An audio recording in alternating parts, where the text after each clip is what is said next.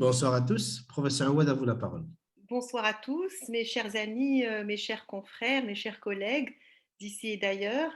Donc, je suis ravie de vous retrouver ce soir au cours d'un webinaire innovant de la Société marocaine de cardiologie et qui est organisé de façon jointe avec le laboratoire AstraZeneca que nous remercions pour nous avoir permis de nous retrouver tous ensemble ce soir, même de façon virtuelle.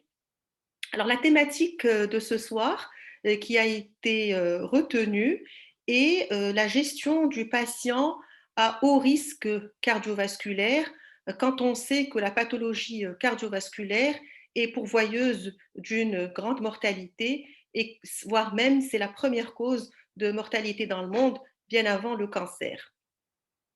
Alors, pour illustrer la gestion de ce patient justement à haut risque cardiovasculaire, nous avons le plaisir d'avoir avec nous comme panéliste le professeur Zohair Lekhel, qui est professeur de cardiologie, qui est cathétériseur et qui est chef de service de cardiologie interventionnelle à l'hôpital militaire d'instruction Mohamed V, et le docteur Hesna Belghiti, qui est cardiologue, secrétaire général de la Société marocaine de cardiologie. Merci d'avoir accepté notre invitation.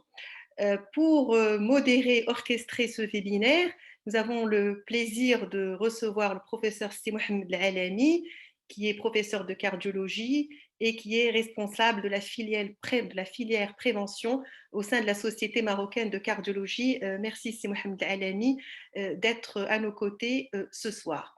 Donc, je te laisserai introduire la session pour parler de l'intérêt grandissant de cette thématique en termes de gestion, en termes d'évaluation et en termes de prise en charge de ces patients que nous devons absolument savoir screener et identifier. Quant à moi, je vous retrouverai en fin de session et je vous souhaite un excellent webinaire. C'est Mohamed, je te cède la parole. Salam alaikum, merci Madame la Présidente.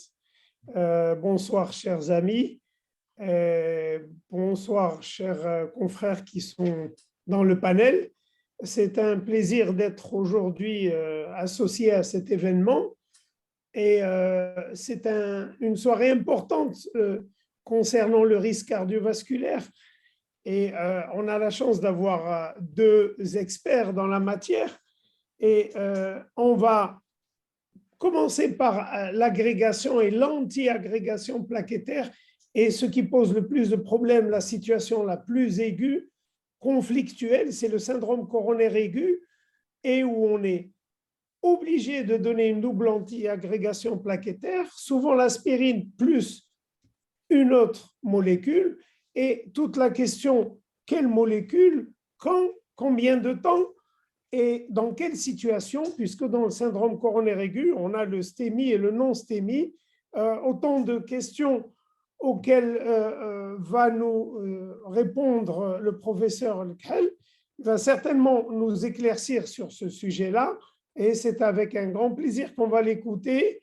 Par la suite, Dr Belghiti va nous parler à l'occasion d'un cas clinique, on verra ça tout à l'heure, sur le risque cardiovasculaire et on aura une grande discussion après la synthèse. Donc, professeur Lekhel, je vous cède la parole. Merci beaucoup, professeur Alami.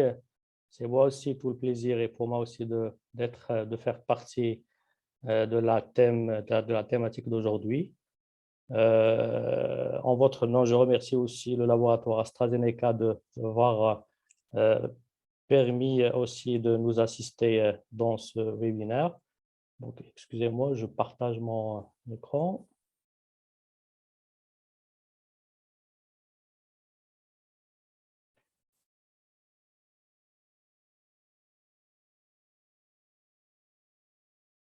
C'est bon? Oui?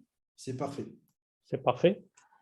Très bien. Donc, on m'a demandé de vous parler un petit peu de la mise au point sur la double anti-agrégation plaquettaire, comment la gérer pour une meilleure prise en charge dans le coma aigu. Vous savez qu'il faut retenir une seule date, celle de 1996, dans laquelle deux études à l'époque La première qui avait montré la supériorité de la double antiagression plaquettaire sur le traitement anticoagulant chez les patients qui subissaient une intervention coronaire percutanée. Et l'autre, dans la même année, elle a montré le bénéfice pour la première fois du clopidogrel par rapport à l'aspirine dans la prévention de l'athérothrombose, notamment l'infarctus du myocarde, les AVC et les artériopathies des membres inférieurs. Alors, depuis cette date, l'histoire continue et a vu le jour d'autres produits autres que le clopidogrel, qui sont un peu beaucoup plus importants, qui sont d'autres inhibiteurs de la P2Y12, qui sont le prasugrel, le ticagrelor. Et vous voyez très bien que depuis 1996 jusqu'à aujourd'hui, c'est continué encore, que cette double anti-agression plaquettaire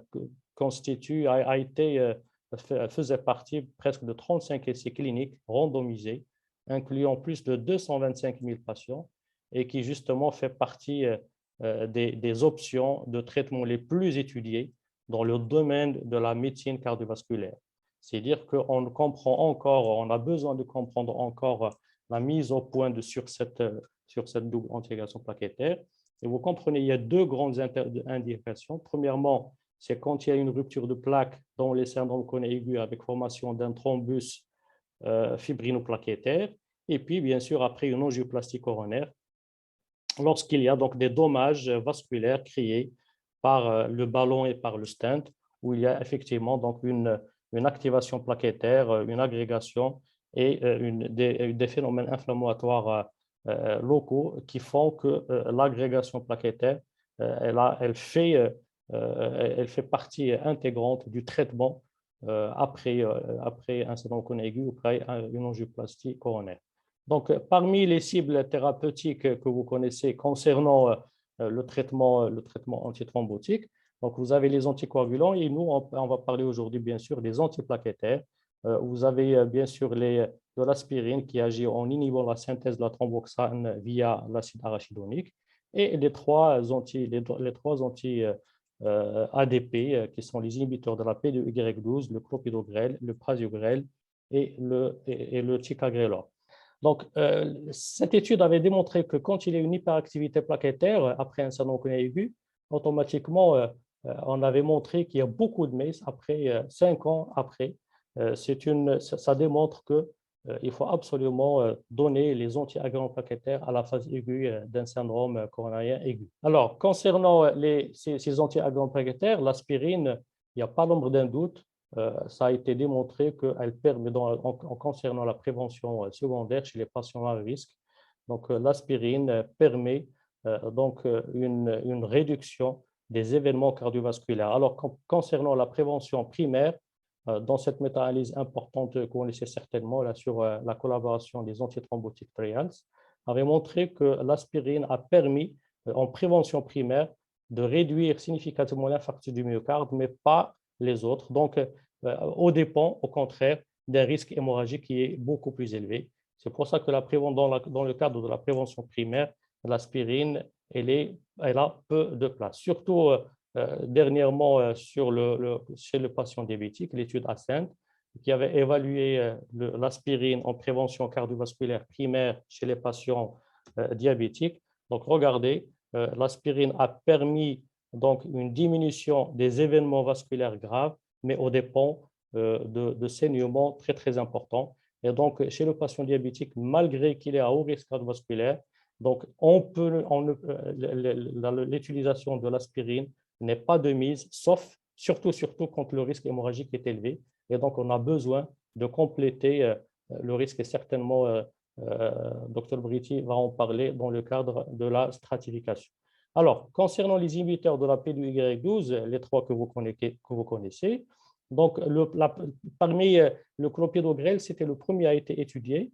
En effet, en 2000, les études qui avaient démontré l'effet du clopidogrel dans les syndromes coronaires aigus, puisqu'il s'agit de notre sujet, donc c'était en 2001 et 2005. Pour la première fois, l'association du clopidogrel avec l'aspirine, donc de la double antiagression plaquettaire, a été supérieure à l'aspirine dans le syndrome coronaire ST+, et puis plus tard, 2005, c'était dans le cadre du syndrome coronaire ST+. Donc, la double antiagression plaquettaire à l'époque, clopido plus aspirine, a nettement démontré sa supériorité concernant l'éviction des événements ischémiques chez le patient avec un syndrome chronique aigu non ST+, ou bien ST+.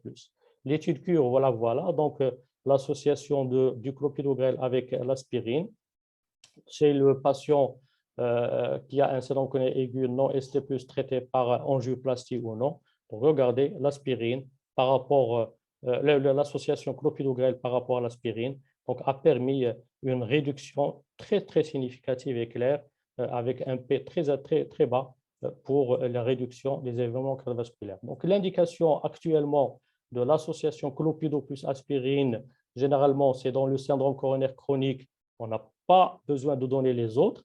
Après une angioplastie coronaire élective. Et puis, concernant les syndromes chroniques aigus, le clopidogrel que si le ticagrelor ou le prasugrel ne peut être prescrit ou bien lorsqu'il y a un risque hémorragique qui est élevé. Bien sûr, en cas de thrombolyse pendant les premières 48 heures après un syndrome chronique aigu ST+, et chez les patients qui prennent donc un AOD. Alors, mais quelles sont les limites du clopidogrel? Premièrement, c'est son délai d'action qui est très long. Il a une efficacité qui est variable, largement due aux variations de son métabolisme hépatique, avec cette notion de résistance. Et puis, il a une inhibition P2Y12 modérée. Or, dans les syndromes chroniques aigus, on a besoin de plus, donc d'intensifier l'effet anti-agglomération plaquettaire et d'inhiber de façon plus importante. Vous savez que le clopidogrel, parfois on est amené à utiliser la morphine dans le syndrome chronique aigu ST+, du fait du syndrome hyperalgique, mais la morphine, ça a été démontré dans cette étude, qu'elle permet de diminuer la concentration du métabolite actif du clopidogrel, et en plus, elle permet aussi de retarder et de diminuer l'effet du clopidogrel. Donc, cette molécule, malgré qu'elle a été bien utilisée auparavant, elle a été démontrée par rapport à l'aspirine, mais elle a ses limites. C'est pour ça que donc, on avait démontré, donc les chercheurs et les firmes pharmaceutiques, nous a été besoin de chercher d'autres molécules beaucoup plus importantes, beaucoup plus intéressantes concernant l'évolution de cette maladie sur le plan pronostic. Alors, le prasugrel, ça a été étudié dans l'étude Triton depuis 2007. Donc, ça a été démontré, le prasugrel versus clopidogrel, de façon claire et nette. Donc, il diminue le critère composite mortalité cardiovasculaire, infarctus, AVC. Mais il diminue aussi la thrombose de stent de façon très significative, mais au dépend d'un risque hémorragique qui est légèrement élevé. Le ticagrelor, le dernier qui a été conçu en 2009 plutôt, donc le ticagrelor, c'était le premier antagoniste réversible des récepteurs P2Y12 à l'ADP, et cette réversibilité lui confère donc une originalité, le fait que le retour de l'agrégation plaquettaire se produit plus rapidement. Et donc, quand on a besoin de l'arrêter pour une éventuelle intervention chirurgicale, ça permet donc d'avoir moins de risques hémorragiques. Sa demi-vie est courte. Le ticagrelor, contrairement au clopidogrel et au prasugrel, n'est pas une prodrogue, donc il a une rapidité d'action qui est très intéressante. En effet, donc, il permet donc d'agir dans les 30 minutes après l'administration. Et cette inhibition plaquettaire, elle est maximale 2 à 4 heures après l'administration du traitement et se maintient pendant 8 heures. La dose de charge, vous la connaissez, 180 mg suivi de 90 mg 2 fois. Voilà un petit peu le schéma qui me démontre que le ticagrelor, donc il n'a pas de métabolisme hépatique, et donc dès l'absorption, dès qu'il agit directement au niveau de la plaquette, au contraire par rapport au prasugrel, au clopidogrel, qui agissent donc via donc, le cytochrome P450, et donc on connaît un petit peu les difficultés quand il y a donc une action via les prodrogues, donc ça retarde leur action. Le ticagrelor a été largement utilisé, a été démontré son utilité dans l'étude Plateau, qui est une étude internationale, multicentrique, donc avec presque 18 000 patients. Donc, cette étude Plateau avait été étudiée chez les patients avec un syndrome chronique aigu non ST+, ou bien et bien sûr avec un syndrome chronique ST+. Donc, en comparant le ticagrelor avec dose de charge de 180 mg et suivi de 90 mg versus clopidogrel avec une dose de charge 300 suivi de 75 mg par jour. Donc, l'étude, voilà un petit peu le résultat. Le critère primaire, mortalité cardiovasculaire, infarctus du myocarde, AVC, le ticagrelor nettement diminue ce critère, surtout concernant la mortalité, et c'est un élément, c'est un critère de taille, le fait que le ticagrelor a démontré que donc il y a une diminution importante donc, de la mortalité toute cause. Concernant les critères safety, donc le ticagrelor et le clopidogrel, donc ils sont identiques sur le plan donc, du risque hémorragique. Il n'y a pas donc une action beaucoup plus. Concernant la réduction de thrombose, là aussi, ça a été démontré, donc avec une diminution très importante de l'association ticagrelor avec l'aspirine versus clopidogrel concernant clopidogrel plus aspirine, donc versus le clopidogrel. Donc, que nous apprend l'étude Plateau, c'est que l'inhibition qui est réversible et plus intense des récepteurs PI3K12 avec le ticagrelor par rapport au clopidogrel, bien sûr en plus de l'aspirine, chez les patients avec syndrome chronique aigu, permet une réduction de l'infarctus du myocarde et de la thrombose de stent. Elle permet surtout une réduction de la mortalité cardiovasculaire et totale, chose qui n'a pas été démontrée par les deux autres. Alors, il n'y a aucun changement dans le risque global de saignement majeur. Parmi les effets indésirables du ticagrelor, il faut savoir cette notion de dyspnée. Donc, cette dyspnée, il ne faut pas rapidement arrêter le ticagrelor quand il y a une dyspnée. Normalement, on procède après avoir exclu les causes préexistantes ou bien une autre de dyspnée observée le patient pendant 3 à 4 jours. Si la dyspnée est liée au ticagrelor et qu'elle ne se résorbe pas spontanément, il faut voir est-ce qu'il est tolérable par le patient dans le cadre du profil bénéfice-risque du traitement par ticagrelor ou non. Ensuite, si vraiment la dyspnée persiste, il faut voir, donc il faut proposer l'arrêt du médicament qui ne doit pas être justement envisagé que lorsque la dyspnée est persistante et ne peut être tolérée par le patient. Alors, pour comparer ces deux inhibiteurs PI3K12 qui sont les plus récents, qui sont les plus forts, donc le ticagrelor versus prasugrel, il y avait deux grandes études, l'étude Prague et l'étude ISART-REACT. L'étude Prague, qui est une étude qui a été donc, faite dans l'année qui suit une angioplastie primaire pour infarctus, comparant ticagrelor versus prasugrel. Le critère du jugement était à 7 jours après endomisation, décès, réinfarctus, revascularisation urgente, AVC ou hémorragie nécessitant une transfusion. Pour ce critère-là, il n'y avait pas de différence entre les deux. Alors que pour le critère secondaire, combiné à 30 jours et à 12 mois, concernant le décès cardiovasculaire, l'infarctus du myocarde, l'AVC, c'est kiff-kiff. Donc, il n'y a pas de différence entre le prasugrel et le ticagrelor dans cette étude. Juste après, donc, en 2019, est venue l'étude ISART-REACT 5, que vous connaissez, et qui avait fait une comparaison randomisée en ouvert du ticagrelor versus le prasugrel dans les syndromes chroniques aigus. C'était une étude qui a été faite dans 23 centres en Allemagne et en Italie, et de façon inopinée. Donc, on est un petit peu surpris par voir que le prasugrel avait démontré donc, une supériorité en diminuant les MACE à 1 an, accident vasculaire cérébral, infarctus et décès, sans augmentation du risque hémorragique, notamment les critères 3 et 5 de la définition BARC. Donc, qu'est-ce qu'il nous dit l'étude ISART-REACT pour les patients qui sont admis pour syndrome chronique aigu? Le prasugrel est un excellent choix pour les patients qui subissent une intervention coronaire percutanée et ou se rendant immédiatement au cath lab. C'est ça le plus important à connaître sur le prasugrel, c'est qu'il ne faut l'utiliser qu'à la salle de cathé. Quand on regarde un petit peu l'anatomie coronaire, on n'a pas le droit de le donner auparavant. Alors que le ticagrelor reste le médicament le plus attractif. Pourquoi? Parce que dans de nombreux systèmes de santé, avec au moins 40% des end-stémiques qui sont traités médicalement. Et on ne peut pas traiter médicalement et laisser du prasugrel chez ces patients-là.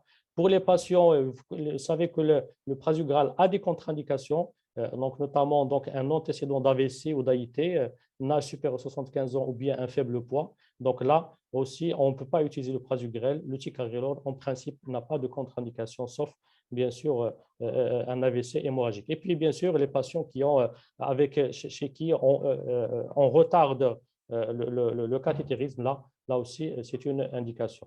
Vous savez que le ticagrelor, on peut dans cette étude, donc ça a été utilisé, est-ce qu'on le donne de façon intégrale ou bien est-ce qu'on le croque? Donc, ça a été démontré que dès l'admission, dès l'administration, hein, le ticagrelor, quand on le croque, c'est-à-dire quand on l'écrase, donc on a encore plus donc d'inhibition d'agrégation plaquettaire beaucoup plus importante au bout d'une heure. Et donc là aussi, c'est une option quand on veut justement, dans ce cas-là, des syndromes chroniques aigus, quand on veut avoir un effet antiplaquettaire beaucoup plus important. Donc cette notion aussi de le prendre mâché, ça permet aussi d'avoir un effet anti-plaquettaire beaucoup plus important.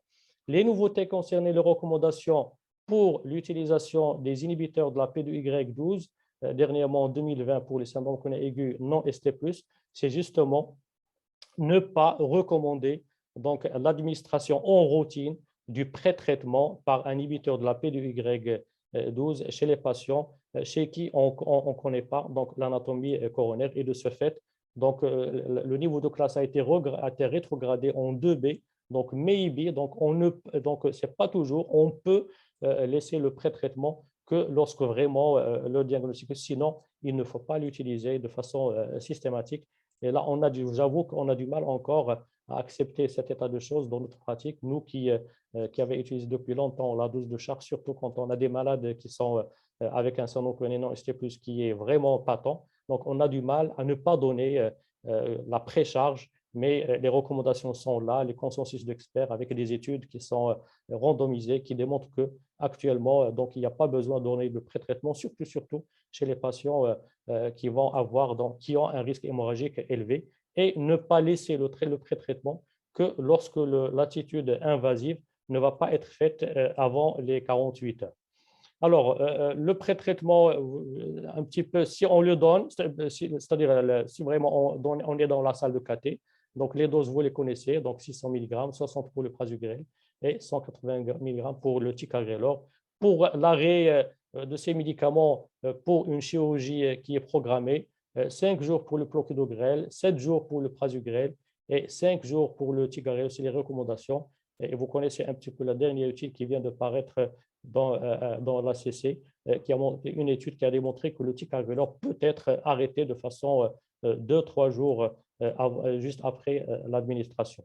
Alors, la durée de la bithérapie, c'est une étape qui est très importante. Comment on va prolonger ou diminuer la durée de la double antiagression plaquettaire. Alors, la durée de cette double antiagression plaquettaire, elle doit être individuée et guidée à la fois par le risque ischémique et par le risque hémorragique. Donc, il faut absolument faire le point sur cette balance ischémie-hémorragie. La décision concernant la durée, elle doit être dynamique et réévaluée régulièrement, parce qu'un patient, au premier abord, il peut être à risque faible, mais au fil du temps, 2, 3 mois, 4 mois après, il peut redevenir à risque hémorragique faible. Donc, il faut toujours redynamiser donc, cette décision. Alors, pour la durée, vous savez que déjà en 2016, l'étude de Pegasus-TIMI avait utilisé le ticagrelor, la double avec, c'est-à-dire l'association ticagrelor plus aspirine, pendant une durée prolongée, 1 à 3 ans après un infarctus. Et on se demandait est-ce qu'il faut l'utiliser pendant toute cette durée ou pas. Donc, c'est une étude qui est internationale multicentrique, qui a été utilisée chez des patients qui sont à très haut risque ischémique. Il avait utilisé 3 bras, ticagrelor 90 mg, 60 mg et le placebo. Et donc, cette étude sur le critère d'efficacité, c'est-à-dire le critère d'ischémie, que ce soit le dose 90 mg ou 60 mg, avait nettement diminué ce critère-là, mais au dépens d'hémorragies qui sont beaucoup plus importantes, surtout les thymies major 1 et les thymies major et les thymies mineures. Alors que pour les hémorragies fatales ou les hémorragies intracrâniennes, donc il n'y avait pas de différence significative. Donc, qu'est-ce que nous montre cette étude? On peut prolonger la durée chez les patients qui sont à très haut risque ischémique, mais au prix d'une majoration des hémorragies. C'est pour cela qu'actuellement, d'autres études qui sont venues pour essayer de chercher est-ce qu'on peut diminuer encore, écourter cette durée de la date. Et justement, donc actuellement, il y a plusieurs études qui sont dans le sens de la tendance actuelle d'une durée de plus en plus courte de la double antiagression plaquettaire. Les études sont là, elles sont nombreuses, vous les connaissez tous, Twilight HBR chez le risque hémorragique, l'étude TICO, l'étude Global Leaders, l'étude MasterDAPT dernièrement et StopDAPT. Donc, toutes ces études globalement, ils sont de plus en plus vers une durée un peu plus courte de la double antiagression plaquettaire, surtout avec l'utilisation actuellement des stents de dernière génération. On peut très bien arrêter l'ADAPT pendant 1 mois, voire 3 mois, jusqu'à 3 mois parfois quand le risque ischémique est beaucoup plus important. Donc, c'est faisable. L'étude Global Leaders en 2018, donc après une angioplastie coronaire urgente, donc regardez, tous ont été en faveur donc, de la monothérapie ticagrelor, donc concernant un petit peu les critères ischémiques, mais sans hémorragie un peu plus importante. L'étude Tulate, la même chose, 3 mois 3 mois de l'ADAPT, suivi, puis on arrête l'aspirine, on continue juste le ticagrelor. Dans cette étude, avait montré qu'effectivement, le ticagrelor seul donc, avait diminué les hémorragies par rapport à la stratégie standard. Pour les critères secondaires, donc, il n'y avait pas de différence entre les deux bras. L'étude Twilight chez les sujets qui sont à haut risque, c'est la même chose, le même protocole, 3 mois de l'association, puis on arrête l'aspirine après. Donc, la même chose. Donc, il y a plus d'hémorragie dans le bras qui utilise l'association ticagrelor plus aspirine, c'est-à-dire le bras standard. Mais concernant les critères ischémiques, donc les effets sont les mêmes. Donc, on peut utiliser. L'étude TICO, c'est la même chose. Donc, ticagrelor 3 mois et on arrête l'aspirine. La même chose, donc elle montre que sur les événements ischémiques, il y a moins d'événements ischémiques, alors que sur les critères hémorragiques, c'est la même chose. Pour l'étude STOP-DAPT, dernièrement, qui était présentée dans le congrès européen en 2021, c'était par contre utilisé chez les patients qui ont un syndrome chronique aigu, donc utiliser la DAPT, aspirine plus clopidogrel pendant 1 mois, et puis on arrête l'aspirine, mais cette fois-ci, on continue le clopidogrel par le ticagrelor. Bon, cette étude a fait défaut justement. Donc, sur le critère secondaire, donc les critères ischémiques, l'AVC, thrombose de stent, infarctus du myocarde, mortalité cardiovasculaire, il y avait beaucoup d'événements dans le bras qui avaient arrêté l'aspirine. Alors, pour les critères hémorragiques, automatiquement, bien sûr, quand on laisse l'aspirine, donc ça fait saigner un peu plus. Donc, cette étude avait montré que le clopidogrel après angioplastie coronaire percutanée pour syndrome chronique aigu, bien que la stratégie ait été raccourcie, a été associée à une diminution du risque hémorragique, donc il a été observé une augmentation significative du risque cardiovasculaire ainsi qu'un signal vers une augmentation de la mortalité totale.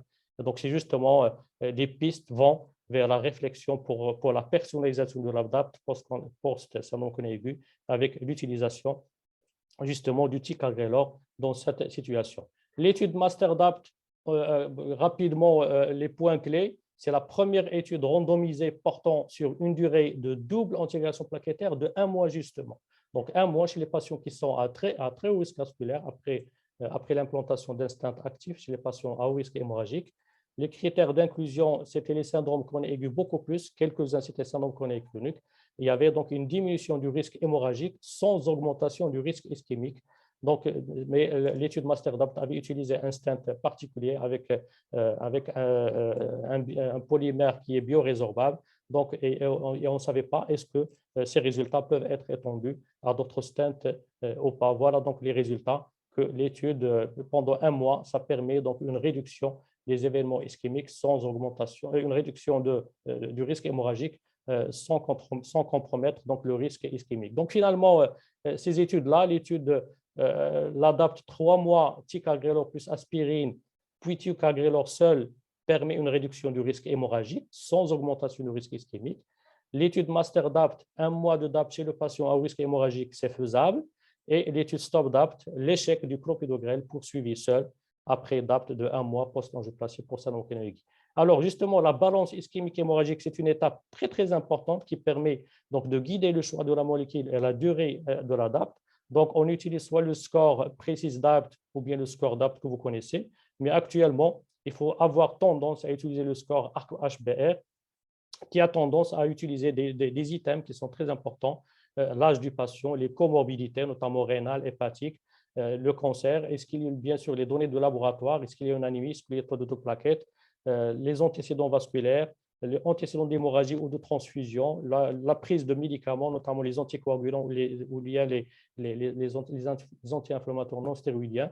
Je vous ai rassemblé un petit peu quels sont les critères majeurs. Donc, quand le patient prend un anticoagulant pour une angioplastie, quand l'hémoglobine est moins de 11 grammes, taux de plaquettes moins de 100 000, quand il y a une chirurgie majeure planifiée pour le cancer actif, quand la fonction rénale est basse, dialysée ou pas, un antécédent d'AVC hémorragique, les AVC ischémiques et les maladies hépatiques. Les critères mineurs, c'est les prises de médicaments ou bien le sujet âgé, plus de 75 ans, et le risque hémorragique quand il y a un critère majeur ou bien deux critères mineurs. Pour le risque ischémique, là aussi, il faut absolument le calculer pour un petit peu voir est-ce qu'on va prolonger l'ADAPT ou pas après un syndrome coronaire aigu ou bien après une angioplastie coronaire. Donc, les risques, soit sur le terrain, un diabétique, un polyartériel ou bien une atteinte diffuse coronaire, une insuffisance rénale, ou bien les critères procéduraux quand le patient a plusieurs stents ou bien des lésions complexes ou bien des lésions qui sont proximales. Donc, finalement, de façon pratique, la durée de l'ADAPT après stenting ou bien après un syndrome coronaire aigu, il faut tenir compte du risque hémorragique, est-ce qu'il est prédominant ou pas. De façon très simple, dans le syndrome coronaire aigu, ici en orange, la durée recommandée après un syndrome coronaire aigu, c'est 12 mois, mais celle-ci peut être écourtée quand le risque hémorragique est très important à 6 mois. Alors, que disent les recommandations pour le syndrome coronaire aigu sans décalage segment ST? Donc, le clopidogrel que lorsque le prasugrel ou le ticagrelor ne sont pas valables ou bien ne sont pas tolérés. Sinon, il faut toujours utiliser soit le ticagrelor, soit le prasugrel. Alors, concernant l'utilisation et la durée et quelles molécules utiliser, donc comme j'ai dit, il faut toujours tenir compte du risque hémorragique. Remarquez quand le risque hémorragique est élevé ou bien très élevé, donc c'est le clopidogrel qui est utilisé. Donc, association aspirine plus clopidogrel pendant un mois, et puis on arrête l'aspirine pendant le restant quand le risque hémorragique est très élevé. Quand le risque hémorragique est élevé, mais de façon moindre, donc on peut utiliser l'ADAPT jusqu'à 3 mois, puis on arrête l'aspirine après. Quand le risque hémorragique est très faible, donc on va tenir compte cette fois-ci du risque ischémique. Dans ce cas-là, on utilise l'association aspirine-ticagrelor pendant 3 mois, c'est-à-dire comme l'étude Twilight, et puis on arrête l'aspirine et on garde le ticagrelor 3 mois après. Pour le reste, quand le risque ischémique est beaucoup plus important, donc ici on utilise l'ADAPT, quel que soit l'aspirine plus prasugrel ou bien pour le ticagrelor, donc pendant 12 mois, puis on arrête, on continue, on arrête un petit peu on arrête l'aspirine par la suite. Alors pour le syndrome coronaire ST+, pour la fibrinolyse, c'est le clopidogrel pendant les 48 heures, puis on switch. Généralement, les antiplaquettaires qu'on utilise, c'est les mêmes. Donc, c'est les inhibiteurs de la P2Y12. Donc, le switching, il faut toujours qu'il soit, quelle que soit la dose. Donc, quand le patient il est sous clopidogrel et on va utiliser donc, le ticagrelor, il faut toujours donner la dose de charge juste après. Alors, pour les patients après un syndrome coronaire aigu avec ou angioplastie coronaire, donc qui sont en fibrillation atriale et qui prennent un anticoagulant, un AOD. Donc ici, c'est le clopidogrel et pas d'AVK. Pour la durée, donc par défaut, en principe, l'aspirine sort avec la sortie du patient, c'est-à-dire juste pendant une semaine. On garde l'ADAPT pendant une semaine, puis on arrête l'aspirine et le patient garde le clopidogrel avec l'AOD. Concernant les autres cas, il faut regarder est-ce qu'il y a un risque de saignement ou bien un risque d'ischémie. Lorsque le risque ischémique est important, donc la même chose, on écourte pendant une semaine. La bithérapie AOD plus le clopidogrel juste pendant 6 mois, et puis on arrête le clopidogrel et on laisse l'AOD seul à partir du 6e mois. Alors, quand le risque ischémique est très élevé, là, on peut garder le DAPT jusqu'au 1 mois, quand le risque ischémique est très élevé, et puis on continue la bithérapie par la suite, c'est-à-dire la bithérapie AOD avec bien sûr le clopidogrel. Donc, en conclusion, la double antiagression plaquettaire est associée à une réduction significative du risque d'événements ischémiques au détriment d'une augmentation du risque hémorragique. Dans le syndrome chronique aigu, le ticagrelor offre le meilleur choix des inhibiteurs de la P2Y12, vu ses propriétés pharmacodynamiques, sa réversibilité, son mode d'action, sa durée d'action. La durée elle est de plus en plus courte de l'ADAPT, conditionnée par l'évaluation des risques ischémiques et hémorragiques du patient. Et le pré-traitement dans le syndrome chronique aigu non ST+, est à éviter, sauf en cas de retard de prise en charge invasive. Je vous remercie. Merci, professeur Elkhel. C'est un brillant exposé exhaustif sur la DAPT, donc la double anti-agrégation plaquettaire. Et on a eu le plaisir d'écouter des mécanismes d'action du ticagrelor jusqu'aux études les plus importantes, et sans les citer, Pegasus, Twilight, TICO, ISAREACT et bien sûr Plateau en grand. Donc, on a eu droit à toutes ces études et à la pratique.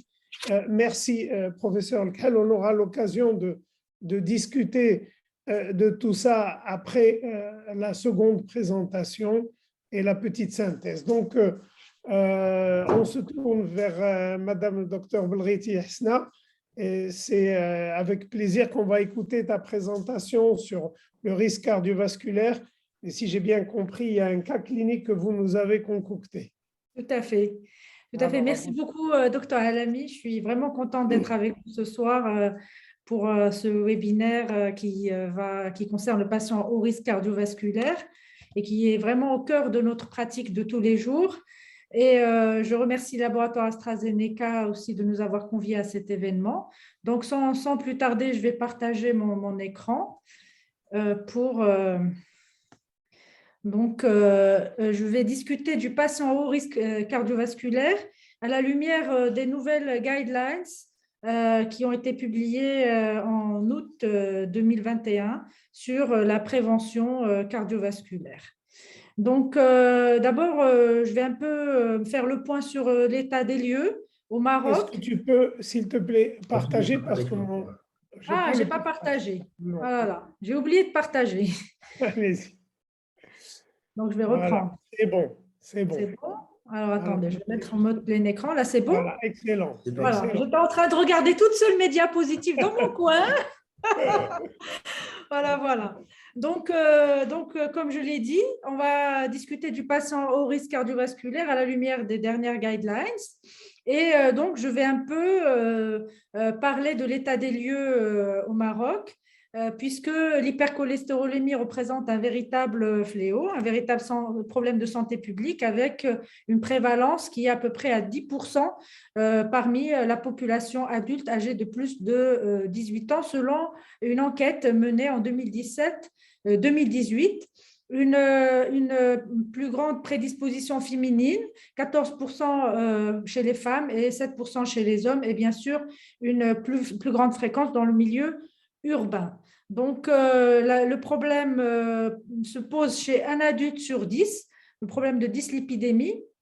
Et ce que cette enquête a révélé également, c'est la méconnaissance et le non-diagnostic du problème, parce que l'enquête a montré qu'à peu près 90% des personnes qui ont une dyslipidémie n'ont jamais dosé leur taux de cholestérol.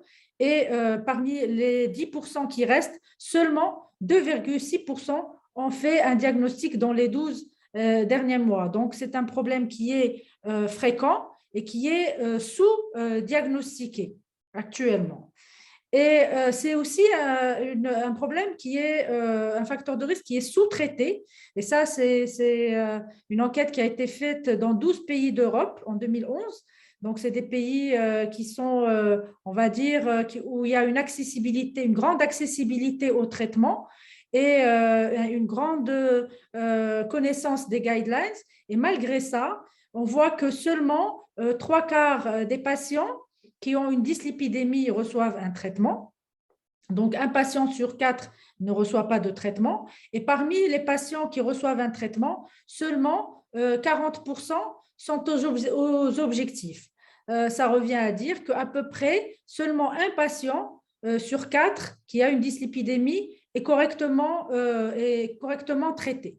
Donc, problème fréquent, méconnu et sous-traité souvent. Donc, ça m'amène à parler de mon cas clinique. C'est un patient qui est d'un âge moyen, il a 52 ans, il est en bonne santé apparente, il est tabagique, il fume à peu près un paquet par jour depuis une vingtaine d'années.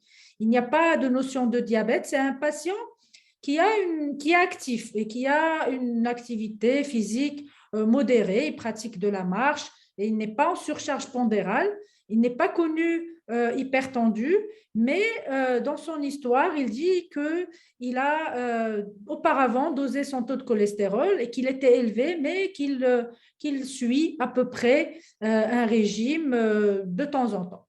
Voilà. Il ne présente pas de symptômes et il vient pour un bilan cardiovasculaire. Déjà, à l'examen, on constate qu'il a des chiffres tensionnels qui sont élevés. Donc, il avait une tension à 165 sur 80 mm de mercure. Son examen clinique était par ailleurs strictement normal. Son électrocardiogramme également. Et donc, à l'échographie, il n'y avait pas d'HVG.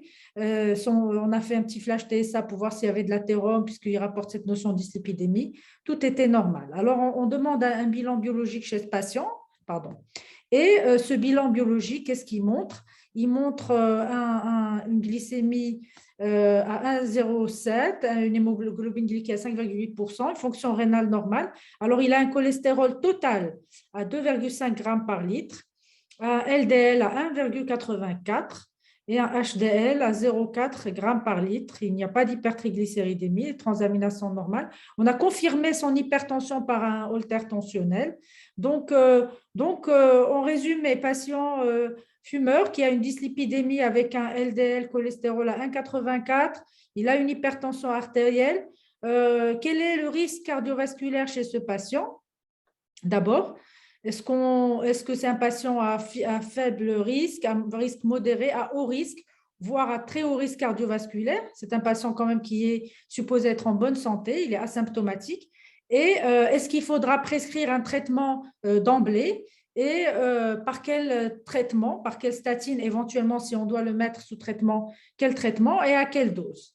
Donc, ce sont les questions qu'on se pose à l'issue de ce cas clinique. Et en fait, je vais juste rappeler les paramètres lipidiques que l'on dose en routine pour un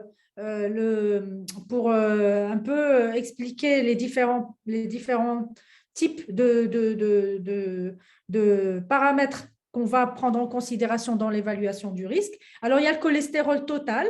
Le cholestérol total, il était utilisé auparavant dans l'appréciation du risque, dans le score, dans le système SCORE. Actuellement, il ne fait plus partie de l'estimation du risque cardiovasculaire puisque le cholestérol total englobe à la fois le cholestérol HDL et le cholestérol non HDL. Donc, il reste un paramètre qui est grossier pour l'appréciation du risque cardiovasculaire. Il y a le HDL cholestérol, les triglycérides, le LDL cholestérol qui peut être dosé ou calculé par la formule suivante, cholestérol total moins HDL moins les triglycérides divisés par 5, à condition que les triglycérides soient inférieurs à 4 grammes par litre. Et il y a une notion importante, un élément important à connaître, c'est le cholestérol non HDL. Parce que le cholestérol LDL est un des cholestérols qui sont athérogènes, mais ce n'est pas le seul.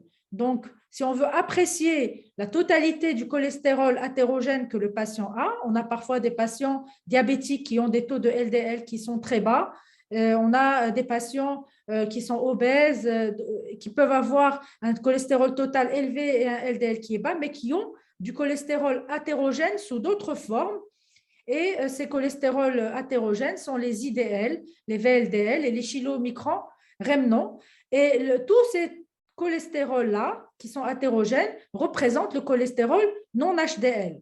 Le cholestérol non HDL, il se calcule tout simplement à partir du cholestérol total auquel on va retrancher le cholestérol HDL.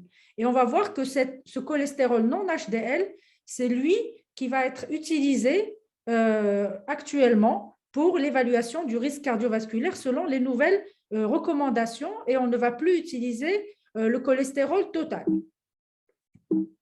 Alors, voilà. Alors, qu'est-ce qui est recommandé de faire? Qu'est-ce que nous disent les guidelines? Ils nous disent qu'il faut estimer le risque cardiovasculaire de façon systématique. C'est une recommandation de classe 1 chez tous les patients qui ont un facteur de risque cardiovasculaire majeur. Donc, que ce soit une hypertension artérielle, un diabète, un tabagisme, une obésité, une histoire familiale de maladie cardiovasculaire ou d'autres comorbidités qui augmentent le risque cardiovasculaire. Donc, de façon systématique, lorsqu'on reçoit un patient qui a un facteur de risque cardiovasculaire ou plusieurs, on doit estimer son risque cardiovasculaire global. Et chez les patients qui n'ont pas de risque cardiovasculaire qui sont connus, on doit quand même proposer à partir de l'âge de 40 ans chez les hommes et à partir de l'âge de 50 ans chez les femmes ou après la ménopause, c'est une recommandation de classe 2B, on peut proposer une estimation du risque cardiovasculaire dans la population générale malgré l'absence de facteurs de risque. Et on peut faire une réévaluation tous les 5 ans à peu près chez ces patients. Par contre, il n'est pas recommandé une évaluation systématique du risque cardiovasculaire en l'absence de facteurs de risque cardiovasculaire. Donc, si on a un jeune patient qui n'a aucun facteur de risque cardiovasculaire et qui est âgé de moins de 40 ans, un homme âgé de moins de 40 ans, une femme âgée de moins de 50 ans, il n'est pas recommandé de faire une estimation du risque cardiovasculaire. Donc, en l'occurrence, notre patient, il a quand même au moins 3 facteurs de risque cardiovasculaire. Donc, on doit faire obligatoirement, c'est une recommandation de classe 1, une estimation de son risque cardiovasculaire global. Comment se fait cette évaluation? Alors, les recommandations actuelles proposent une évaluation par étapes. Donc, d'abord, on doit classer les individus selon la catégorie à laquelle ils appartiennent. Donc, on a les personnes apparemment saines, c'est le cas de notre patient. On a une catégorie donc, des patients avec maladie cardiovasculaire avérée. On va voir le risque.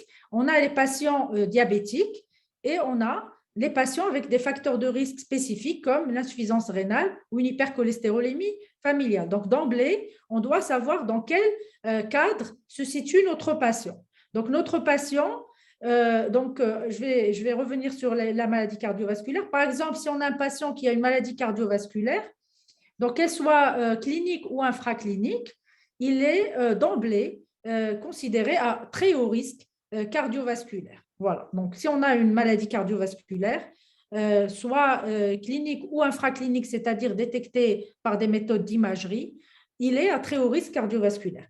Les patients diabétiques, chez les patients diabétiques, ils sont au moins à risque modéré. Donc, les patients diabétiques à risque modéré sont des patients qui ont un diabète bien contrôlé de moins de 10 ans, sans atteinte d'organes cibles et sans facteur de risque associé.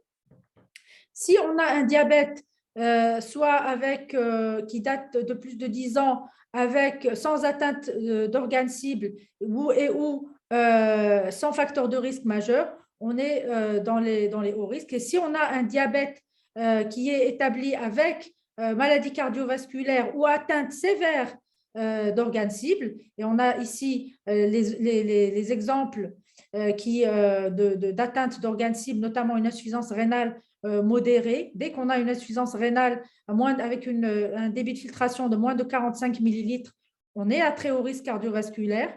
Des patients avec une insuffisance rénale avec un débit de filtration entre 45 et 59 avec une microalbuminurie sont à très haut risque cardiovasculaire. Une protéinurie à 3 grammes à 300 mg est un très haut risque cardiovasculaire et l'atteinte de 3 organes cibles en même temps est un très haut risque cardiovasculaire chez les patients diabétiques. Et puis, on va revenir à notre patient, donc apparemment sain. Donc, ça veut dire qu'il ne doit pas avoir de maladie cardiovasculaire, ni événement, ni plaque. Il n'a pas d'insuffisance rénale, il n'est pas diabétique et il n'a pas d'hypercholestérolémie familiale. Donc, notre patient répond à ces critères, donc il est apparemment sain. Comment on va stratifier son risque? Alors, les recommandations disent que chez les patients qui ont de moins de 70 ans, on doit estimer le risque par le score 2. Donc, c'est un nouveau score d'évaluation du risque cardiovasculaire. Et chez les patients qui ont plus de 70 ans, on va utiliser le score 2 OP, c'est Old People. Donc, pour les personnes âgées, score 2 OP, et chez les personnes de moins de 70 ans, le score 2. Alors, c'est une innovation en termes de score, puisque le score qui existait auparavant ne permettait pas d'évaluer le risque au-delà de 70 ans. Donc, actuellement, on a des scores de risque pour évaluer le risque cardiovasculaire chez les personnes de plus de 70 ans, c'est le score 2 OP. Et puis, ils ont classé les régions en fonction du risque de mortalité cardiovasculaire. Ça, ils se sont basés sur des données de l'OMS pour classer les régions à risque cardiovasculaire. Et on a 4 régions globalement. On a les pays à très haut risque cardiovasculaire, les pays de l'Afrique du Nord, pays de l'Europe de l'Est. Ce sont des pays à très haut risque cardiovasculaire. On a des pays à haut risque cardiovasculaire. On a les pays à risque modéré, comme l'Allemagne et l'Italie. On a les pays à bas risque cardiovasculaire, comme la Grande-Bretagne, la France ou l'Espagne. Donc, selon le pays où on se trouve, on doit utiliser, on va dire, des ABAC spécifiques à cette région.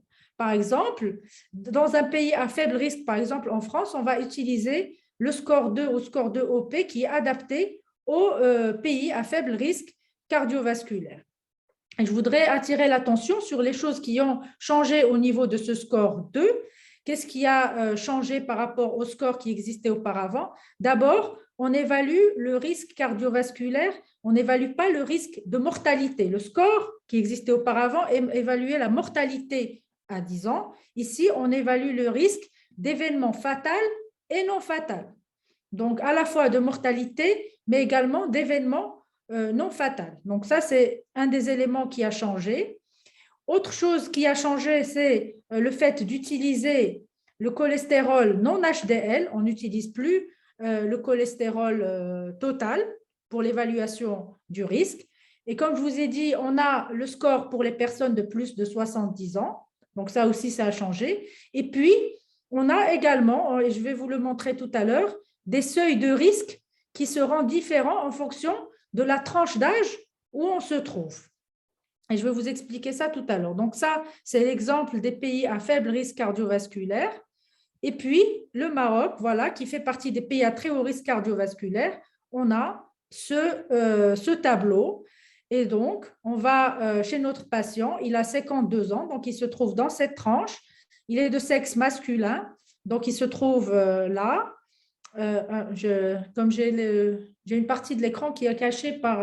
voilà. Il se trouve là, il est de sexe masculin, il est fumeur. Il est fumeur, donc il se trouve dans cette zone-là. Il a une pression artérielle qui est au-dessus de 160 mm de mercure, donc il est dans cette ligne-là. Et il a un cholestérol non HDL à 2,1 grammes par litre, sachant que chaque 0,4 grammes, c'est 1 millimole. Donc, 2,1 grammes, ça fait 5 millimoles. Ça fait un peu plus que 5 millimoles, donc il est là. Donc, il a un risque d'événements cardiovasculaires, mortalité et morbidité à 28% sur 10 ans. Donc, il est aussi à très haut risque. Notre patient est à très haut risque cardiovasculaire. Et là, je vous montre cette catégorisation par tranche d'âge. Et on sait que spontanément, le risque cardiovasculaire va augmenter avec l'âge, ce qui fait qu'on ne peut pas utiliser les mêmes seuils, quel que soit l'âge du patient. On ne peut pas utiliser les mêmes seuils à 50 ans, à 60 ans et à 80 ans. Donc, l'idée ici, c'était de répartir, de choisir des seuils répartis selon les tranches d'âge. Donc, les recommandations européennes pour les patients de moins de 50 ans, le risque faible à modéré est défini par un risque inférieur à 2,5%, les hauts risques entre 2,5% et 7,5% et les très hauts risques supérieurs à 7,5%. Et puis, les seuils sont plus élevés entre 50 et 70 ans et encore plus élevé quand il s'agit de patients de plus de 70 ans. Et ce qui paraît logique, sachant qu'on n'a pas, en tout cas, une personne de 50 ans, on ne peut pas dire à 70 ans que quelqu'un qui a 5% de risque cardiovasculaire ne peut pas être considéré à haut risque cardiovasculaire, alors qu'à 50 ans, quelqu'un qui a un risque à 5% est déjà à haut risque cardiovasculaire. Donc, c'est en fonction de l'âge des patients qu'on va déterminer les seuils. Donc, comme je vous ai dit, notre patient, il a un risque qui est estimé à 28%, il est à très haut risque cardiovasculaire. Donc, ce qu'il faut retenir, c'est que chez des personnes qui sont apparemment en bonne santé, donc finalement, le risque cardiovasculaire, il est la résultante de plusieurs facteurs de risque qui sont intriqués, d'où l'importance de l'évaluation systématique du risque cardiovasculaire pour améliorer la prise en charge de ces patients. Et il faut absolument demander un bilan lipidique chez tous les hommes de plus de 40 ans et chez toutes les femmes au-delà de 50 ans et après la ménopause. Et bien sûr, quand il s'agit chez des patients qui sont plus jeunes, quand il y a des histoires familiales de maladies coronaires, chez des patients qui ont des familles d'hypercholestérolémie, des familles où il y a des hypercholestérolémies familiales, où il y a d'autres facteurs de risque, par exemple chez des patients qui sont obèses, qui ont des profils à présenter des dyslipidémies, des personnes diabétiques. Mais chez des personnes qui sont en bonne santé, même si on n'a pas de facteurs de risque associés, il faut, à partir de 40 ans, systématiquement prescrire un bilan lipidique. Et donc, certains individus, bien sûr, sans utiliser le score de risque que je vous ai montré, sont déjà à très haut risque cardiovasculaire par le fait de l'existence d'une maladie cardiovasculaire documentée, d'une hypercholestérolémie familiale ou d'un diabète ancien. Donc, maintenant qu'on connaît le risque cardiovasculaire de notre patient, qu'est-ce qu'on doit se fixer comme objectif? Alors, je vais, avant de vous montrer les objectifs, vous montrer ce travail. C'est une méta-analyse qui a été publiée en 2020, qui a regroupé près de 300 000 participants de différentes études sur le cholestérol. Et cette méta-analyse a montré cette relation, elle n'a pas montré, en fait, il y avait d'autres études qui l'ont montré, mais elle remontre encore une fois cette relation linéaire qui existe entre la mortalité et le risque relatif de maladie cardiovasculaire et le LDL cholestérol. Et plus le taux de LDL cholestérol va être élevé, et plus le risque de morbimortalité cardiovasculaire est élevé. Et ceci, quel que soit, et plus on réduira donc ce LDL cholestérol, et plus on réduira ce risque relatif, quel que soit le type de traitement, qu'il s'agisse de statines, d'études qui ont utilisé les étimibes ou les PCSK9 inhibiteurs. Donc, quel que soit le traitement, le fait de diminuer le LDL cholestérol, chaque fois qu'on diminue de 0,4 g par litre, c'est-à-dire de 1 millimol, on réduit le risque relatif de 20%. Et ceci, quel que soit le niveau de LDL cholestérol de base. Donc, que le cholestérol LDL de base soit à 2,6 millimol ou 4,10, on a ce même bénéfice à réduire davantage le LDL cholestérol, et un traitement intensif s'accompagne d'un meilleur pronostic cardiovasculaire.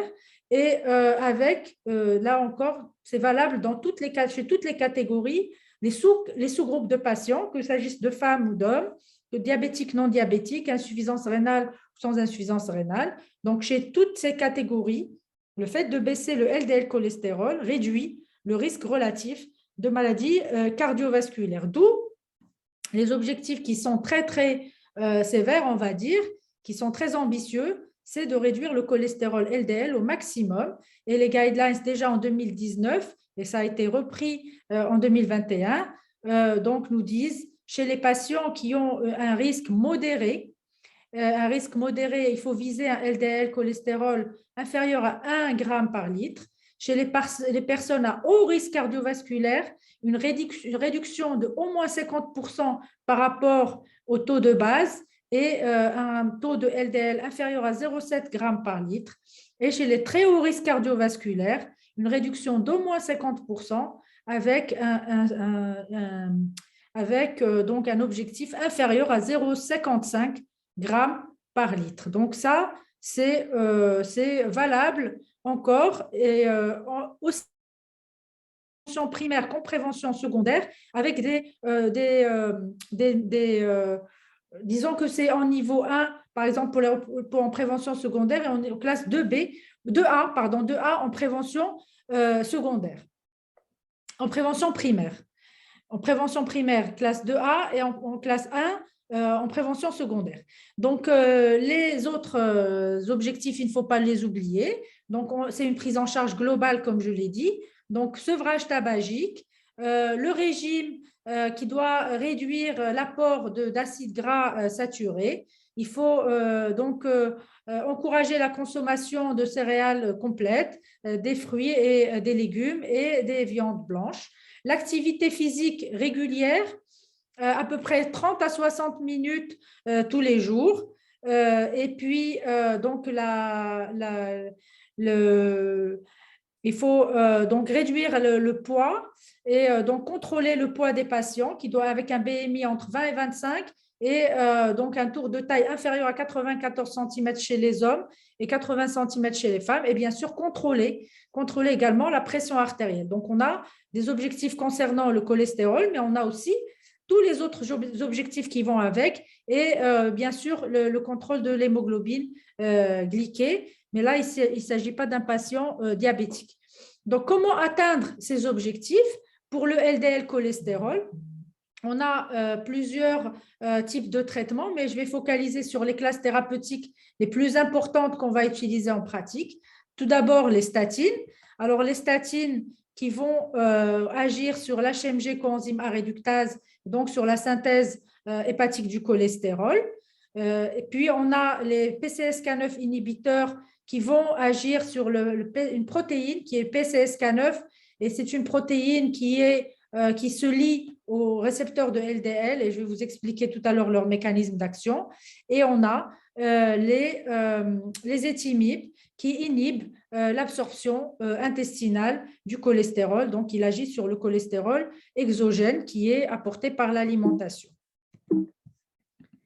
Alors, qu'en est-il des statines? Alors, toutes les études qui ont concerné les statines, qu'elles soient en prévention primaire, en prévention secondaire, qu'il s'agisse d'études contre placebo ou d'études comparatives entre statines, ont montré que la prescription d'une statine et la réduction du LDL cholestérol s'accompagnaient d'une réduction du risque et d'une diminution des événements cardiovasculaires, avec une pente bien sûr qui est plus raide en prévention secondaire, mais le bénéfice est également évident en prévention primaire, et plus on baisse cette courbe toujours linéaire, plus on baisse le LDL cholestérol, plus on réduit les événements cardiovasculaires.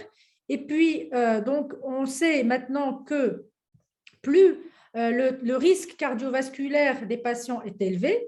Donc, si on a par exemple un patient à très haut risque cardiovasculaire qui a un risque à 30% à 5 ans, si on a des patients dans cette catégorie-là, on doit traiter à peu près, par exemple, le nombre d'événements cardiovasculaires qu'on va éviter sur 5 ans. Si on traite 10 000 patients, on va éviter 1400 événements cardiovasculaires en réduisant le LDL de 0,8.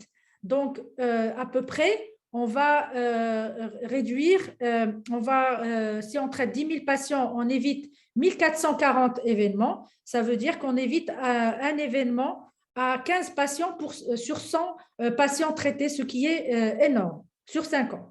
Donc, 15 patients sur 100 patients traités, sur 5 ans, on leur évite un événement cardiovasculaire lorsqu'il s'agit d'un très haut risque. Donc, c'est un bénéfice qui est très, très important. Et quel type de statine on va choisir? Alors, bien sûr, ça dépendra du risque cardiovasculaire de notre patient, de son histoire d'événements cardiovasculaires, donc ses antécédents cardiovasculaires, est-ce qu'on est en prévention primaire, est-ce qu'on est en prévention secondaire, de son niveau de LDL initial, parce que c'est à partir de ce niveau de LDL qu'on va savoir quel pourcentage et du risque cardiovasculaire, quel pourcentage on vise et de combien on doit le réduire. Donc, plus le niveau de LDL est élevé, plus on doit utiliser une statine forte pour réduire le cholestérol. Et également en fonction donc du taux de LDL cible, le taux de LDL cible qu'on a pu déterminer en ayant déterminé le niveau de risque cardiovasculaire de notre patient. En l'occurrence, ici, nous avons un patient à très haut risque cardiovasculaire, donc on doit viser un taux de LDL inférieur à 0,55. Alors, les statines ne sont pas toutes égales en termes d'efficacité, et ça, on le sait très, très bien, puisqu'on a on peut les classer en 3 catégories. On a les statines qui sont très puissantes et qui peuvent engendrer une baisse de LDL cholestérol de plus de 50%. Ce sont la rosuvastatine et l'atorvastatine. On a les statines à action modérée, comme la simvastatine qui va engendrer une baisse entre 30 et 50%. Et on a la pravastatine qui est une statine à action faible qui va entraîner une baisse qui sera inférieure à 30%. Donc, quand on vise une baisse de LDL cholestérol qui est supérieure à 50%, comme ce qui est dit dans les guidelines pour les patients à haut risque ou à très haut risque cardiovasculaire, il est clair qu'il faudra utiliser une des 2 statines qui est à action puissante pour atteindre les objectifs. Parce qu'avec les autres statines, on ne pourra pas atteindre l'objectif de baisser à plus de 50%. Donc là, j'ai repris ce que je viens de dire. Et puis, il faut savoir aussi que les statines diffèrent un peu par leur métabolisme et avec des interactions différentes avec les différents types de cytochromes. Par exemple, la simvastatine et l'atorvastatine interagissent avec le cytochrome 3 à 4 et ce qui engendre certaines interactions médicamenteuses, notamment avec les fibrates, avec certains anticalciques, avec le clopidogrel et certains antiviraux. Donc, ça, il faut le savoir. Et d'autres statines qui, par exemple, la rosuvastatine avec le cytochrome 2C9 et la pravastatine n'a pas d'interaction avec les cytochromes. Donc, c'est important aussi pour savoir que les statines qui ont des interactions avec certains cytochromes vont avoir un plus grand taux d'interaction médicamenteuse et d'effets secondaires, de myopathie ou de rabiomyolyse en cas d'association donc chez des patients qui sont polymédicamentés, qui sont amenés à prendre des traitements qui interagissent avec le même cytochrome. Après les statines, on a les inhibiteurs des PCSK9. C'est quoi la PCSK9? La PCSK9, c'est une protéine qui va se lier, c'est cette petite boule bleue, qui va se lier au récepteur LDL, à la surface des cellules, et elle va entraîner son internalisation, il va être internalisé et détruit. Donc, plus on a de PCSK9, plus ces PCSK9 vont se lier au récepteur de LDL, plus on aura de destruction de récepteurs au LDL. Et si on a une destruction des récepteurs au LDL, ça veut dire qu'on aura de plus en plus de LDL circulant, donc dans le sang. Et les anti-PCSK9, c'est quoi? C'est des anticorps monoclonaux qui vont se fixer à cette protéine, le PCSK9, et qui vont empêcher sa fixation donc, sur les récepteurs de LDL. Donc, les récepteurs vont être préservés, ils vont être augmentés à la surface des cellules, et donc ce qui va permettre de capter le LDL et de réduire le taux de LDL qui est circulant, notamment donc la captation du LDL au niveau hépatique. Alors, ces inhibiteurs de PCSK9, il y en a 2 actuellement qui sont commercialisés à l'étranger. C'est l'évolucumab qui est un produit de Amgen et l'alirocumab de Sanofi. Et c'est des produits qui sont injectables par voie, injectables et c'est des injections tous les 15 jours.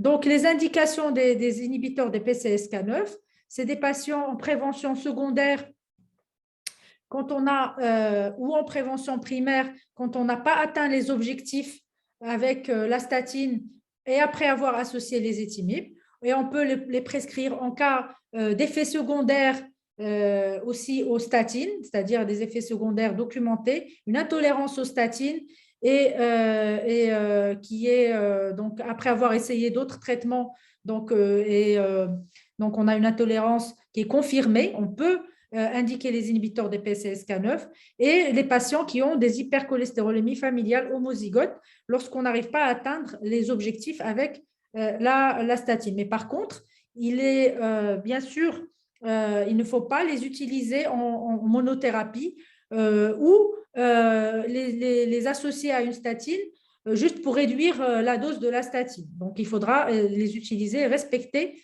les règles de prescription. Et quelles sont l'intensité des traitements, enfin, quelle est la réponse en termes de LDL cholestérol par rapport au traitement prescrit? On sait que si on prescrit un anti-PCSK9, on va atteindre une baisse de 60%. Si on a prescrit un PCSK9 inhibiteur en plus d'une statine, on va atteindre une baisse de LDL de 75%. Et si on associe statine, ezetimibe et anti-PCSK9, on pourra avoir une baisse de LDL cholestérol qui peut atteindre jusqu'à 85%. Alors, qu'est-ce qui est recommandé? Que disent les guidelines sur l'utilisation des traitements? Là, j'en ai parlé tout à l'heure. Il est recommandé de commencer par une statine chez les patients à haut risque cardiovasculaire et chez les patients de moins de 70 ans, parce qu'on va voir la catégorie de patients de plus de 70 ans. Chez ces patients, il faut prescrire la statine d'abord, à la plus forte dose tolérée, pour atteindre les objectifs de LDL qui sont spécifiques à chaque groupe.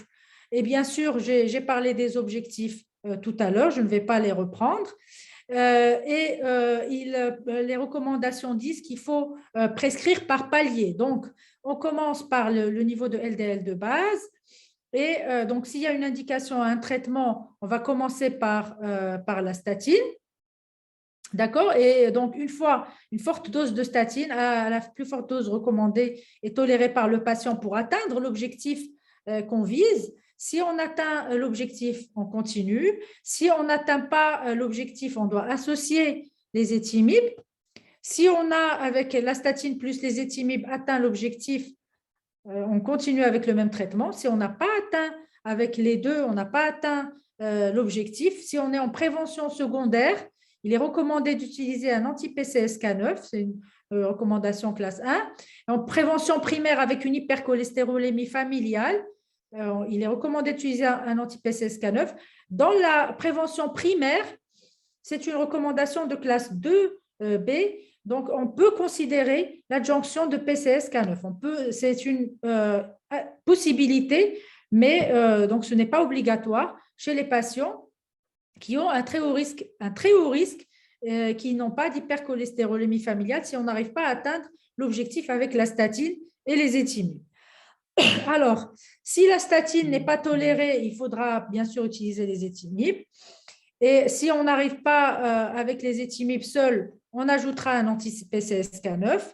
Et puis, il faut savoir que la statine n'est pas recommandée chez les femmes qui sont en âge de procréer et qui n'utilisent pas de contraception. Donc, les femmes jeunes qui ne sont pas sous contraception, qui peuvent tomber enceintes, il faut faire attention, il ne faut pas utiliser la statine. Ou alors, si on utilise la statine, il faudra une contraception adéquate. Alors, pour les hypertriglycéridémies, donc juste j'ouvre la parenthèse, la statine elle est indiquée en premier choix chez les patients à haut risque cardiovasculaire avec hypertriglycéridémie. Et si on n'atteint pas si malgré donc le LDL est atteint, l'objectif de LDL est atteint, mais les triglycérides restent élevés, sous statine, on peut ajouter des fibrates. Voilà. Alors, chez les patients de plus de 70 ans, en prévention secondaire, donc il faudra utiliser les statines comme chez les jeunes patients. Donc, il n'y a pas de réserve par rapport à la prescription en prévention secondaire après 70 ans. Par contre, en prévention primaire, il faudra les réserver seulement aux patients à haut risque ou à très haut risque cardiovasculaire. Donc, statine, après 70 ans, seulement si on est en prévention primaire à haut risque ou à très haut risque cardiovasculaire, et c'est une classe 2B. Et bien sûr, si on a une insuffisance rénale ou des interactions potentielles, il faut commencer par une statine à plus faible dose chez les patients de plus de 70 ans. Alors, une fois qu'on sait que notre patient, donc à très haut risque cardiovasculaire, doit avoir un traitement par statine, il faut savoir que le traitement, les recommandations disent actuelles qu'il faut une intensification par palier et en fonction du risque cardiovasculaire des patients. Et les recommandations actuelles, donc chez les patients apparemment sains, donc on a notre patient qui est entre 50 et 70 ans, on estime son risque cardiovasculaire selon le score 2, d'accord? Et donc on a notre patient qui a un très haut risque cardiovasculaire puisqu'il est à plus de 10%, et on vise d'abord ces objectifs-là. On va viser la réduction, on va viser l'élimination des autres facteurs de risque. On va viser donc le sevrage tabagique, l'activité physique. On vise un LDL inférieur à 1 gramme, une pression artérielle inférieure à 140 voire 130 mm de mercure, et on réévalue notre patient. Et on refait le score de risque, et on refait, et à partir de ce moment-là, on réévalue. Si notre patient il est encore toujours à haut risque ou à très haut risque cardiovasculaire, on intensifie le traitement pour réduire, pour arriver aux valeurs seuil que je vous ai présentées tout à l'heure, c'est-à-dire le très haut risque 0,55 g et le haut risque 0,70 g par litre. Si notre patient il passe à un risque modéré, on va rester sur ces valeurs-là. Voilà.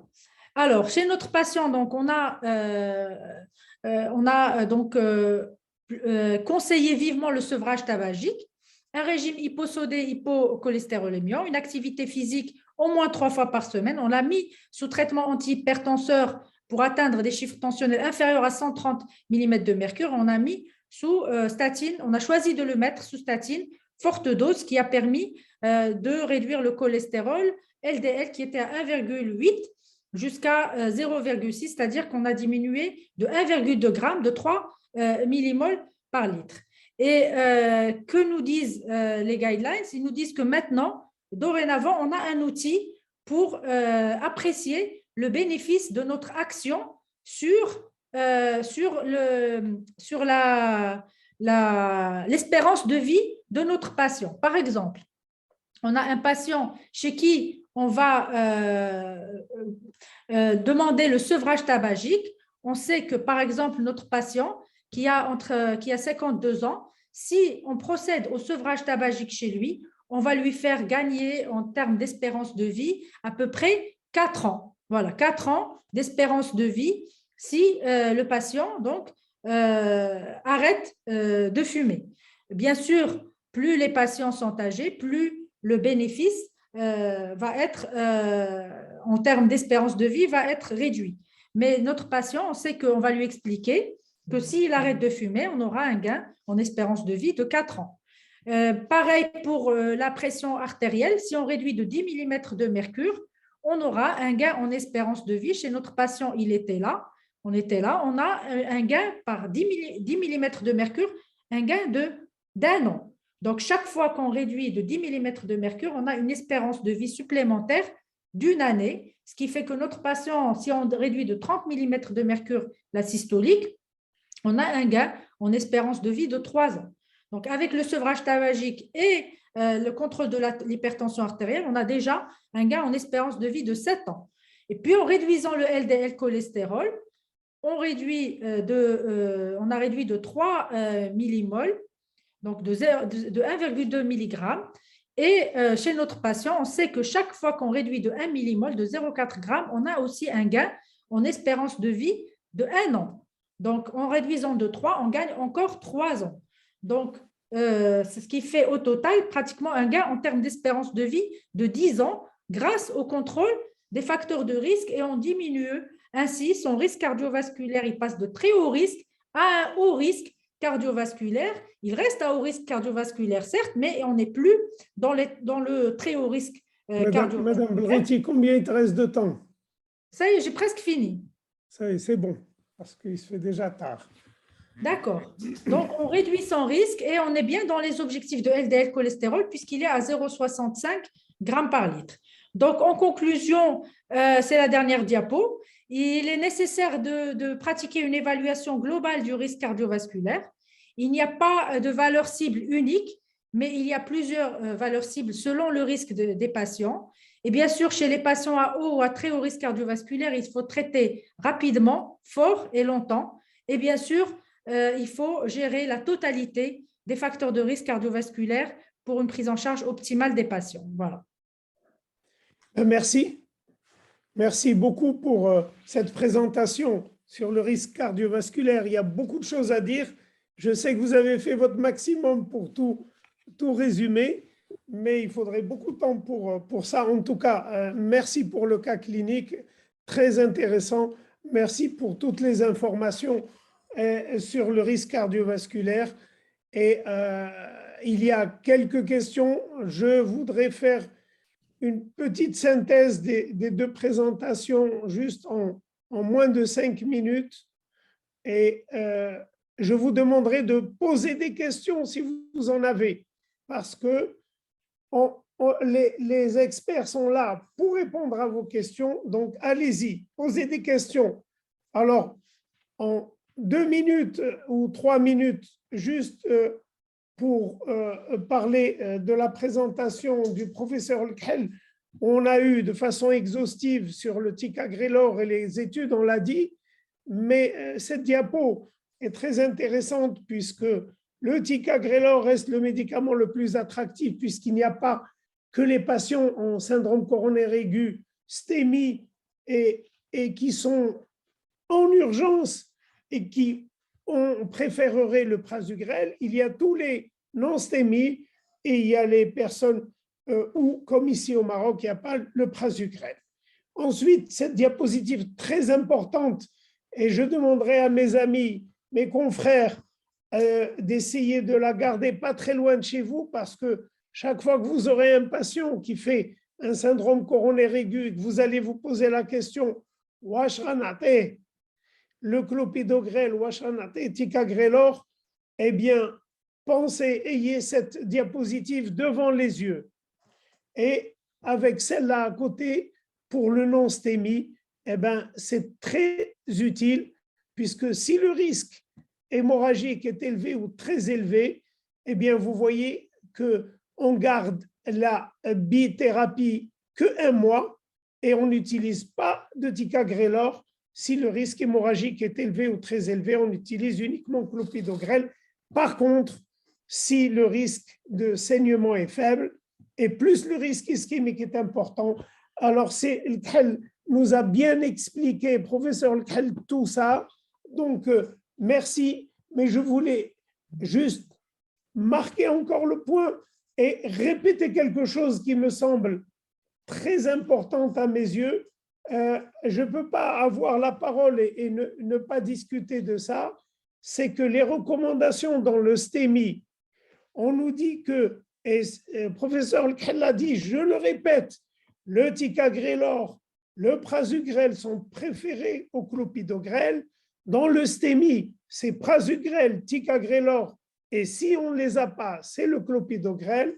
Dans le non-STEMI, prasugrel et ticagrelor sont de même recommandation et le clopidogrel uniquement quand il y a une contre-indication à ces médicaments ou une hémorragie, risque d'hémorragie important. Je crois qu'on le répétera jamais assez et ça me fait poser la question aujourd'hui, quand on voit ces recommandations et qu'on voit la pratique, je ne sais pas poser des questions tout à l'heure, mais la pratique, quand on voit les ordonnances, on voit peu de gens sortir de clinique ou d'hôpital avec du ticagrelor, on voit beaucoup sortir avec le clopidogrel, comme si toute la population, ou presque toute la population, a un haut risque de saignement. Et je prends 1 minute pour résumer et je m'adresse à mes amis et confrères. Si vous vous posez la question clopidogrel ou ticagrelor, puisque c'est les deux disponibles au Maroc, eh bien, ou bien il y a une contre-indication ou un saignement important. Posez-vous ces 2 questions. S'il y a une contre-indication ticagrelor, c'est Hélène. un saignement actif ou bien une hémorragie cérébrale, pas de ticagrelor.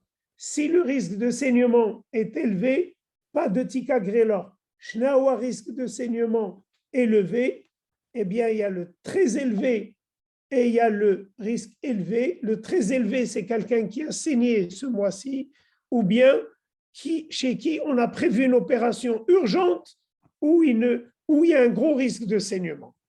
Et le risque élevé, on l'a vu avec le professeur Al-Khel, c'est il faut avoir le tableau qui nous a montré sur ARC, High Bleeding Risk, et avoir Precise DAPT.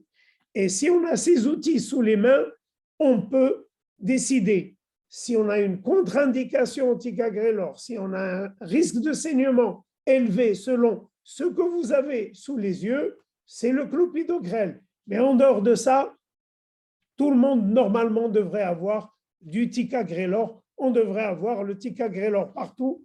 Et j'ai osé parler de ça aujourd'hui parce que j'ai vu sur un mot de Deepak, qui est un grand auteur et qui a participé à plusieurs études, le commentaire qu'il a fait à l'apparition de ce reverse hit, le résultat d'il y a quelques jours, il a dit « Je ne sais pas, I'm not 100% sure, je ne suis pas sûr à 100% pourquoi l'utilisation du ticagrelor n'est pas ce qu'elle devrait être, c'est-à-dire qu'on devrait avoir beaucoup plus de monde sous ticagrelor. Ça me rassure, ça veut dire qu'au Maroc, ce n'est pas que ici qui n'est pas très utilisé, mais normalement, en suivant les recommandations, il devrait être utilisé, sauf contre-indication ou risque de saignement important, très important.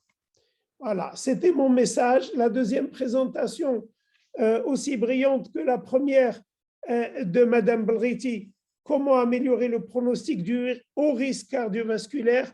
Là aussi, elle a été complète. On a eu tout. C'était de la prévention primaire avec un joli cas clinique.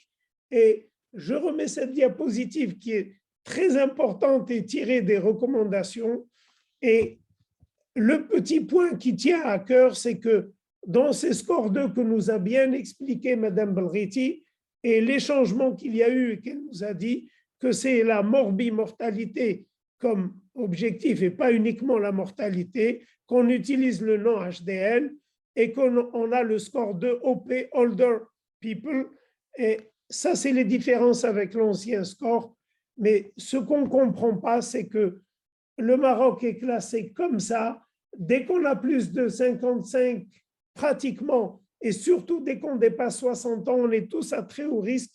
Imaginez le Mgharba كلهم فوق 60 عام ياخذوا la statine. C'est avec un très haut risque. C'est un petit peu choquant.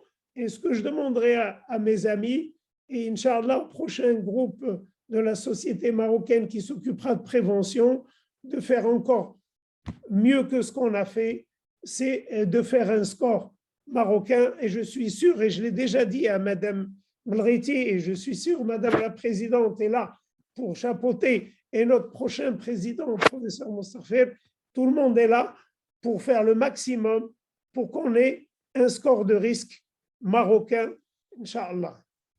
Voilà, c'était les quelques mots que j'avais à dire. Et j'espère, c'est très bien, il y a eu des questions qui ont été posées et si mes amis sont à mes côtés, on pourra répondre à certaines questions en essayant de ne pas trop retarder la fin de la session. En tout cas, Madame la Présidente, si vous sentez qu'il faut arrêter la session, vous nous dites stop. Alors, une question de Madame professeur Abdelali, bonsoir. La durée elle est pour professeur Al-Khel. La durée de la double antiagrégation est-elle corrélée au nombre de facteurs de risque thrombotiques? Merci pour la question, Madame Abdelali. Oui, en principe, oui. Plus on a un cumul de facteurs de risque cardiovasculaire, plus il y a un risque élevé, ça on le sait. Mais nous sommes dans le post-syndrome coronaire aigu, après un stenting ou après une thrombose déjà qui a été faite, qui a engendré le syndrome. Donc, on est dans la prévention secondaire des rethromboses. Donc, je ne dirais pas le cumul de nombre de facteurs de risque, mais plutôt quel type de facteur de risque cardiovasculaire il y en a. Et deuxièmement, le nombre d'atteintes qui existent. C'est sûr que quand on est diabétique, on est beaucoup plus dans le risque de retromboser. C'est sûr que quelqu'un qui a un polyartériel ou qui a une maladie une atteinte pluritronculaire au niveau de ses artères coronaires, même s'il a un ou seulement deux facteurs de risque cardiovasculaire, donc ça va retromboser. Donc, oui, si on a plusieurs, mais à condition qu'il y a des facteurs de risque qui sont beaucoup plus pourvoyeurs de thrombose, tels que le diabète, tels que l'hypertabagisme, surtout le patient qui a continué à fumer après un syndrome chronique aigu, ça on le sait. Et puis, bien sûr, s'il y a d'autres comorbidités, une insuffisance rénale, etc. Merci, merci. Alors, question pour Dr. Bulretti. D'accord? Vous êtes à l'écoute? Votre micro? Voilà. Alors, toujours Dr. Abdelali, donc merci. Masculin, moins de 50 ans, gros tabagique, pas de facteur de risque cardiovasculaire personnel, mais facteur de risque familiaux lourd en majuscule. Quel est son score? Bon, si on utilise le score 2, on peut connaître le risque cardiovasculaire de notre patient. Mais après, il manque des éléments dans cette observation. On n'a pas le taux de LDL cholestérol, de non-HDL cholestérol. Le non-HDL cholestérol représente un élément très important dans l'évaluation du risque. Il nous manque. Après, en plus des facteurs que j'ai présentés tout à l'heure, il y a des facteurs de risque qui sont modifiants. Donc, je n'ai pas eu le temps de tout mettre dans ma présentation parce que, comme vous avez vu, elle était un petit peu longue et j'ai dépassé le temps. Très intéressante. Oui, mais justement, il y avait d'autres facteurs de risque qui interfèrent, le stress, le score calcique, d'autres choses qui peuvent modifier le risque cardiovasculaire, le calcul du risque cardiovasculaire, en plus de ce que j'ai montré. Mais c'est vrai que je n'ai pas retrouvé cette notion de facteurs de risque familiaux. Je ne sais pas, docteur Alami, moi, je ne l'ai pas vu dans le score qui a été proposé, alors qu'il existait auparavant dans le score. Alors, je ne te cache pas que la lecture que j'ai, je n'ai pas en mémoire de l'avoir vue, mais normalement, tout logiquement, il devrait y être. Peut-être on va relire entre les lignes et en détail, et peut-être qu'on trouvera. Voilà. Très bien, merci beaucoup. Alors, autre question toujours pour Dr. Bulretti. Et donc, en dehors des facteurs de risque conventionnels, certaines pathologies, c'est ce qu'on disait tout à l'heure, modifient le risque coronarien, isolement social, stress psychosocial, inflammation chronique, troubles psychiatriques, etc., fibrillation auriculaire. Donc, ils sont tous cités, bravo de les avoir cités. Ils sont tous cités dans les guidelines, Voilà. Effectivement. On peut aller revoir les diapositives des guidelines et on a, pour tous ces facteurs, on a des recommandations par rapport à l'évaluation du risque cardiovasculaire. Très bien. Alors, encore une question pour Dr. Bulretti. Alors, par quel palier se fait la réévaluation de l'effet de l'antilipémiant et après combien de temps on peut switcher ou combiner la thérapie hypolipémiante si on n'a pas atteint la cible souhaitée? Donc, en pratique, on prescrit, par exemple, lorsqu'on prescrit un traitement hypolipémiant, on peut redemander un dosage, un bilan lipidique au bout de 2 mois, un bilan lipidique au bout de 2 mois avec un dosage des transaminases. Et à ce moment-là, on voit si on est dans les objectifs, on a atteint la valeur seuil et que le risque cardiovasculaire de notre patient est toujours le même parce qu'on va agir aussi sur les autres facteurs de risque. Si on a atteint la valeur cible, c'est bon. Si on n'a pas atteint la valeur cible, c'est à ce moment-là qu'il faudra intensifier, soit en augmentant la dose de la statine, et ce qui est recommandé, c'est d'augmenter jusqu'à la dose maximale. Et si on a une intolérance à la statine, on ne peut pas augmenter la dose, éventuellement, on peut associer de l'ézetimibe. Ou après, si on n'arrive pas à atteindre la valeur seuil, la cible avec l'association statine-ézetimibe, normalement, on devrait faire appel à des anti-PCSK9 en prévention secondaire au moins et en cas d'hypercholestérolémie familiale. En prévention primaire, les recommandations sont moins, on va dire, moins tranchées. Tout à fait. Merci. Merci pour la réponse. Alors, autre question. Toujours, docteur Belriti, qu'en est-il du risque cardiovasculaire chez le patient insuffisant rénal?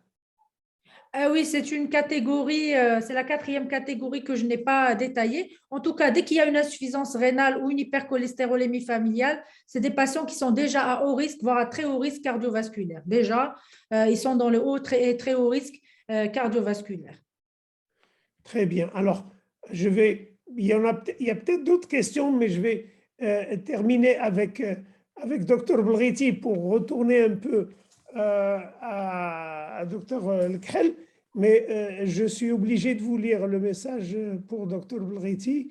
Bravo, bravo, mes sincères remerciements pour sa présentation très claire, complète. Vraiment, elle nous a tout donné en quelques instants. Merci beaucoup. Merci encore. Espérons vous revoir dans d'autres webinaires. Voilà. Donc, stéatose hépatique et statine, on va passer. Alors, je cherche. Voilà, il y a une question qui nous vient de Guinée-Conakry pour professeur Lekhel. Vous êtes à l'écoute, d'accord? Oui, oui. Bonsoir, je suis le docteur Diarra de la Guinée. Donc, bonsoir de la Guinée-Conakry. Bonsoir, docteur Diarra. Que pensez-vous de l'association aspirine-atogrel versus AVK en post-IDM compliqué de thrombus intravégé? Je suppose l'atogrel, je suppose c'est le ticagrelor chez eux, probablement. En tout cas, dans les thromboses intracardiaques, normalement intravégées, en principe, ce n'est pas l'ADAPT qui est là. On laisse l'ADAPT, bien sûr, pour l'indication qui est le syndrome chronique aigu, mais on associe automatiquement en anticoagulant. Et dans ce cas, quand on va associer l'anticoagulant, c'est l'AVK. Il n'y a pas encore l'AMM avec les AOD. Et quand on ajoute l'AVK, automatiquement, le ticagrelor, il doit sauter, il va être remplacé par le clopidogrel. Dans ce cas-là, on va calculer le risque hémorragique. Si le risque hémorragique est élevé, on va écourter l'ADAPT une semaine, voire même, ça dépend du post-infarctus quand il est survenu. Donc, une semaine, voire même au maximum un mois si le risque ischémique était élevé. Et puis, on gardera finalement juste l'antivitamine K avec un INR aux alentours de 2, plus le clopidogrel. Merci pour la réponse très claire. Une autre question, docteur Fikri. Bonsoir, Nadia. Est-ce que le ticagrelor est remboursé au Maroc? Non, pas encore. D'accord. Alors, selon le niveau de risque cardiovasculaire, quelle est la place de l'aspirine 100 mg dans la prévention? C'est une question pour les deux. Prévention primaire. Selon le niveau de risque cardiovasculaire, quelle est la place de l'aspirine 100 mg dans la prévention? Question claire. Prévention secondaire, c'est tout le monde d'accord. Prévention primaire, en fonction du risque hémorragique, risque ischémique. Si le risque hémorragique est élevé, non, jusqu'à ce qu'on détecte d'autres lésions, notamment vasculaires.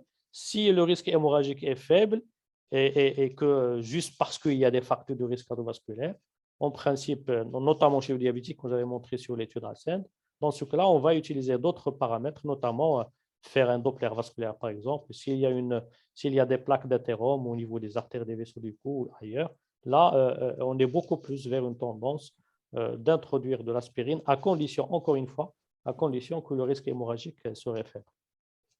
Merci. Alors, peut-être une dernière question pour professeur Lekhel. Elle vient de Malmzelek, donc je suppose Madame Tazi. Bonsoir. Quid de l'utilisation des antithrombotiques chez les patients coronariens et suivis pour hémopathie?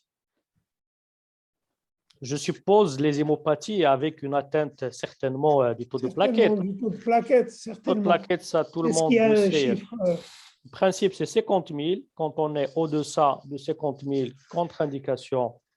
En principe, il ne faut pas donner une DAP, sauf bon, c'est une question très difficile en principe. Quand on est après un syndrome chronique aigu, c'est très difficile dans ce cas-là.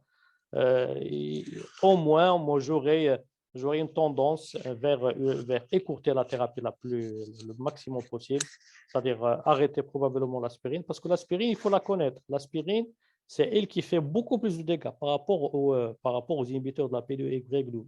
C'est elle qui fait saigner le plus. C'est elle qui fait saigner le plus. C'est elle qui agit beaucoup plus au niveau sur la fonction plaquettaire.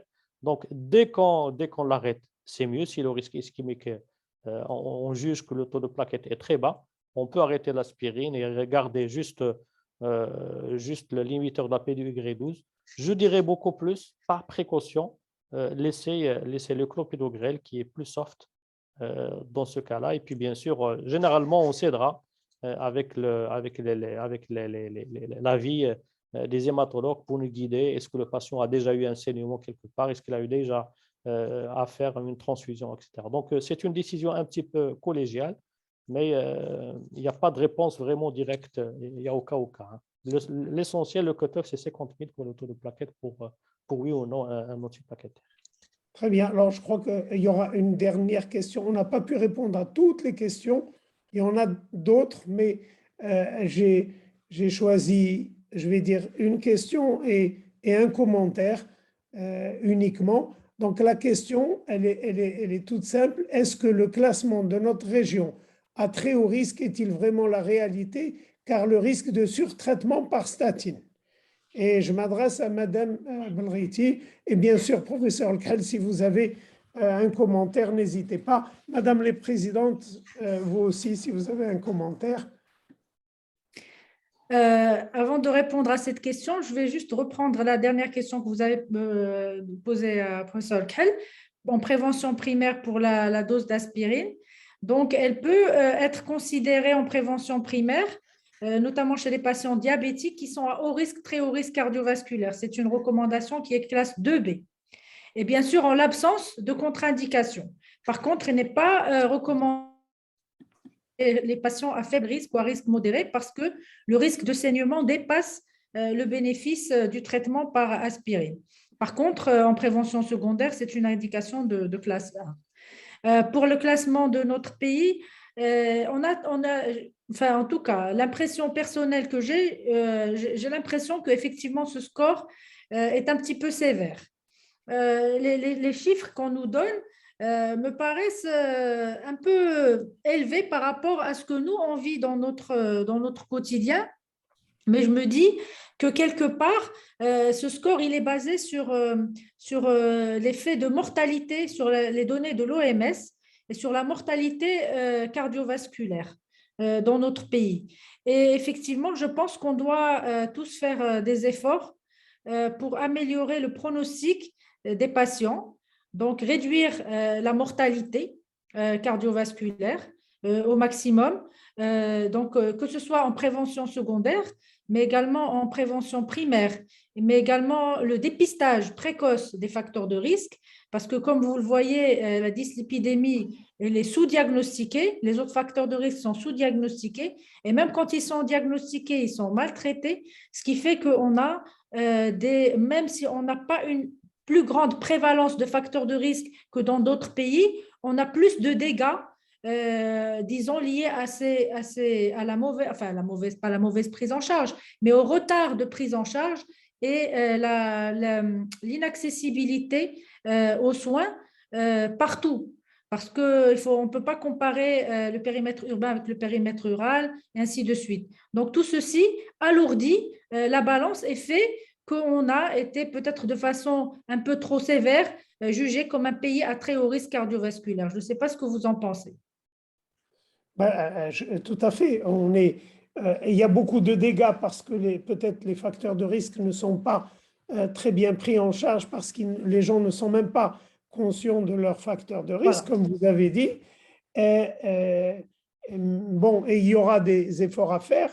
Mais bon, malgré tout ça, on sent que quand même, on a une espérance de vie qui est respectable. Donc, théoriquement, on ne devrait pas avoir à 60 ans ou Oui. à être à très haut risque parce qu'on a une espérance de vie qui est très respectable. Donc, je pense qu'il va falloir revoir ça, comme on a dit tout à l'heure. En tout cas, on a été mis tous les pays du Maghreb dans le même panier pour la société européenne.